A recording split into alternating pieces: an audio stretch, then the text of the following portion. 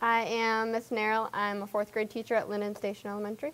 I'm Allie Azarian, and I'm the third grade teacher at Lyndon Station Elementary.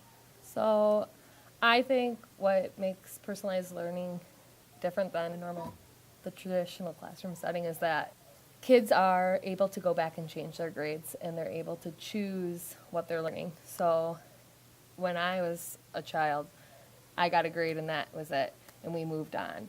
Here they get a grade and they can go back and choose what they're going to work on during choice time to change their grades. So it allows more mastery over skills. Right, so in a traditional room, almost all day, all the kids are working on basically the same thing.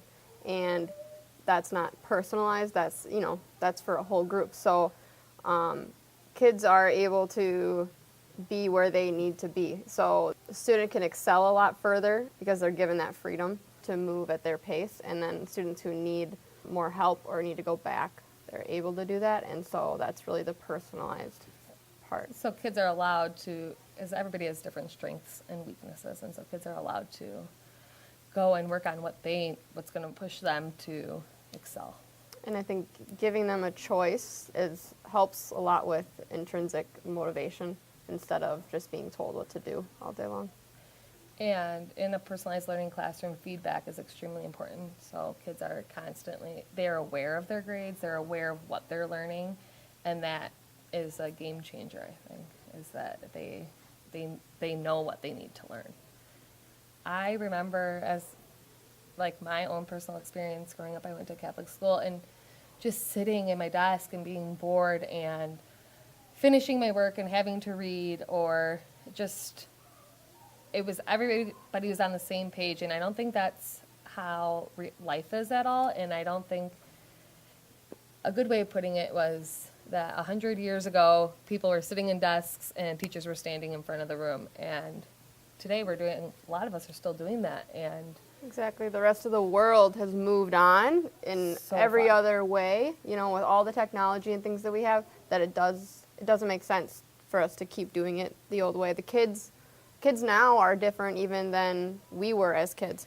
So you have to adjust, and you have to be teaching them so that they're going to be successful in the modern world.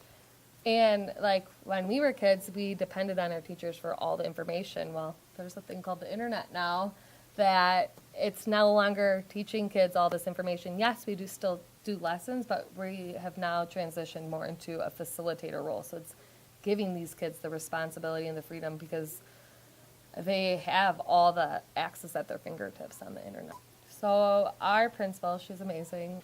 She is only here 10% of the time, so it's very different than a traditional setting, but she's very trauma sensitive. Her personalized learning aligns with her vision of what our school should be, and so she never told me what type of teacher I should be, but she sent me to enough trainings, and the rules she put in place pushed me for this.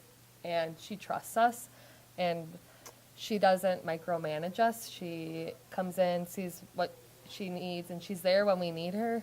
Yep, she'll step in, she'll check in and see how we're doing. If we need something, we ask, and she provides every resource that she could possibly give us. The way I like to put it is she allowed us the freedom to fail. Freedom to fail. And because, like I said, last year was trial and error.